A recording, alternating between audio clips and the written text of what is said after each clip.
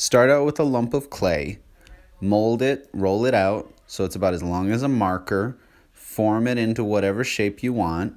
For mine, I made the head pointy because I knew it was going to be a pointy monster. I can wrap a bit around to make a lip and tuck in tusk teeth. You can make any kind of teeth you want. I'm poking in eyes and filling them up with small clay balls. I've given my monster 4 eyes. The top piece for the eyebrow might be a little loose. My monster also has a face and back.